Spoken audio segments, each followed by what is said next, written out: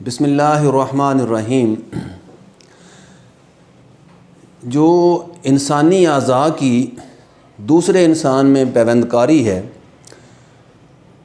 اس کے حوالے سے ایک بڑی بحث رہی ہے مسلم علماء، فقہا اور محققین کے یہاں۔ تو بہت سارے لوگوں نے یہ قرار دیا کہ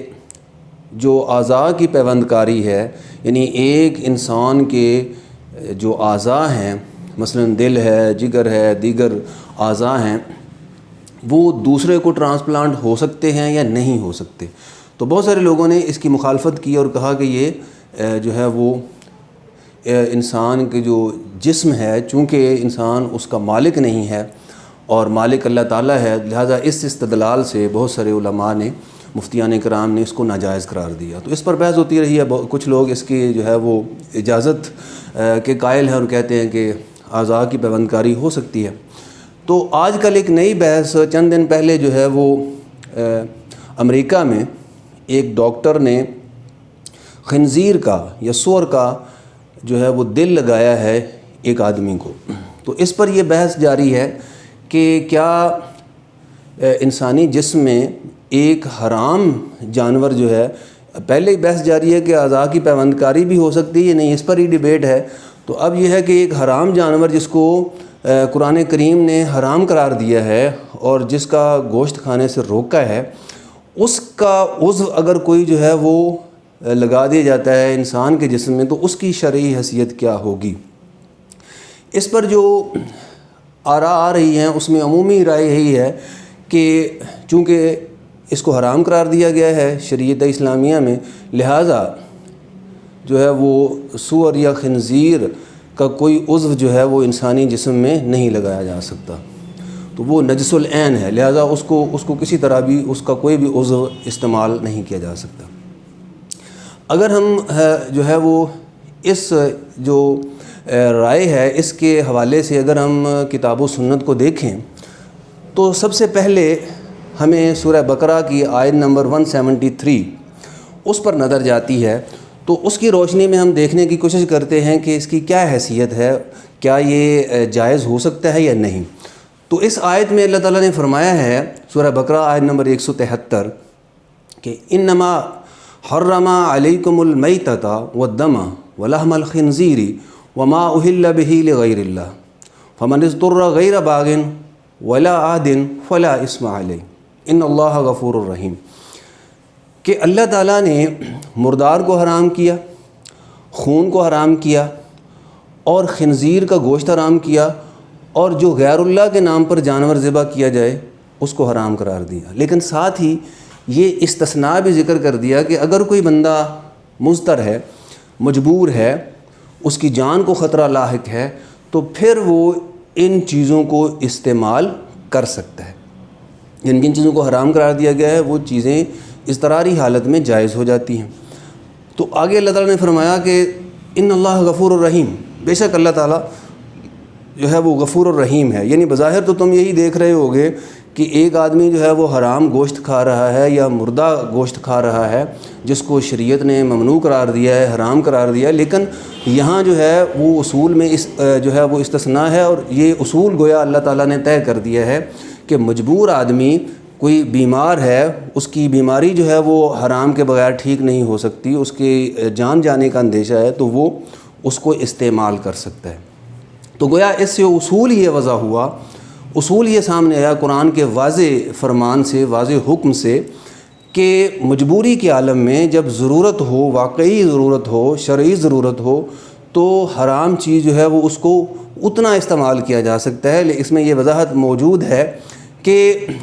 باغی نہیں ہونا اور حد سے نہیں بڑھنا، یعنی جتنی ضرورت ہے اتنی وہ چیز حرام استعمال کرنی ہے۔ یہ نہیں کہ اس کو شوق سے کھانا شروع کر دیا جائے یا اس کا استعمال عام کر دیا جائے، تو یہ نہیں ہے، جتنی ضرورت ہو اتنا اس کو استعمال کیا جائے۔ اب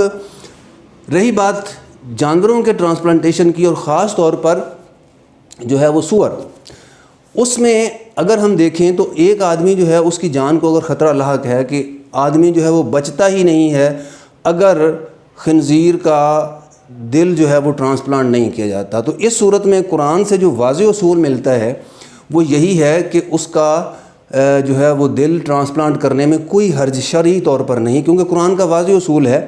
کہ فمن اضطر غیر باغ ولا عاد فلا اثم علیہ، کہ جو آدمی مضطر ہے، جو آدمی اضطرار میں ہے، جو آدمی مجبور ہے اور جس کی جان کو خطرہ لاحق ہے، وہ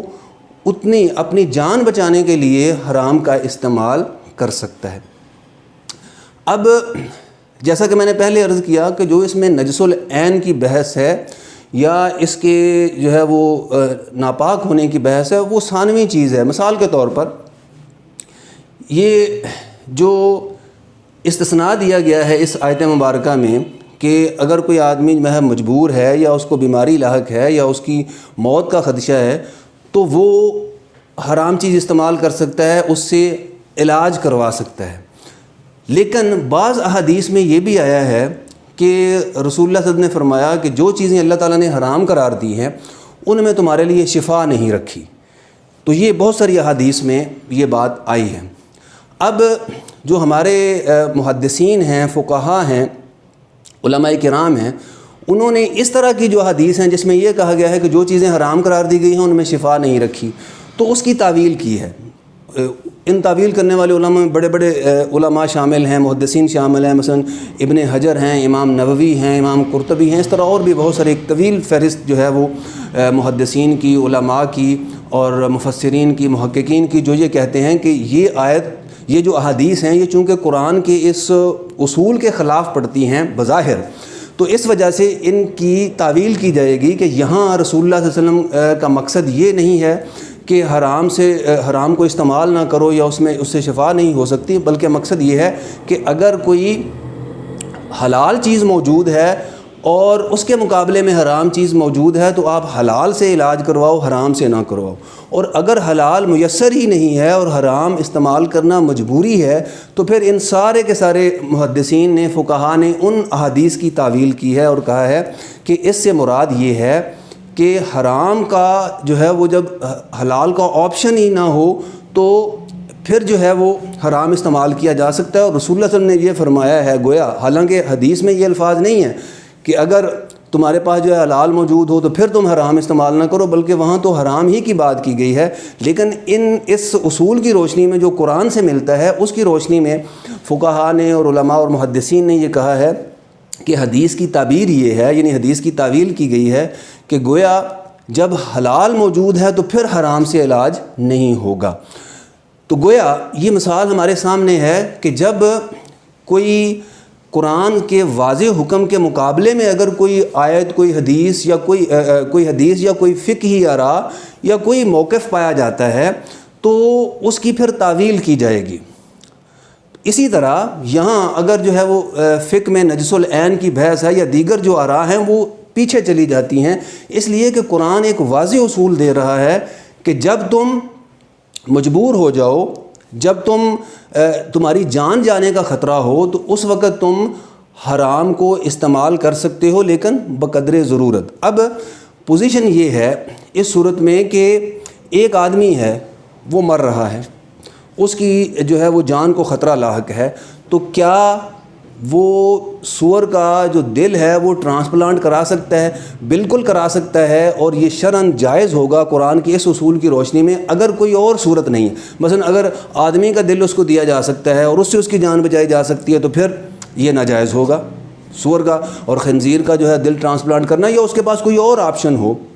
تو یہ ناجائز ہوگا۔ لیکن اگر بالفرض یہ صورت پیش آ جاتی ہے کہ خنزیر کا دل جو ہے وہ ٹرانسپلانٹ کیے بغیر یا اس سے پہلے جو ہے گردوں کا بھی تجربہ جو ہے وہ خنزیر کے گردوں کا تجربہ بھی کیا جا چکا ہے، تو کوئی بھی عضو جو ہے جس سے انسان کی جان بچ سکتی ہے، تو اصل میں جو اصول یہاں دیا گیا ہے قرآن پاک میں وہ یہ ہے کہ انسان کی جو جان ہے وہ مقدم ہے، وہ پہلے ہے۔ اور یہ قرآن کا بڑا واضح اصول ہے کہ جس نے ایک جان بچائی ومن احیاھا فکانما احیا الناس جمیعا، جس نے ایک جان بچائی اس نے گویا پوری انسانیت کو بچایا۔ تو جو جان کی قدر ہے وہ انتہائی زیادہ ہے اسلام کے نقطہ نظر سے، اس لیے جان بچانے کے لیے اگر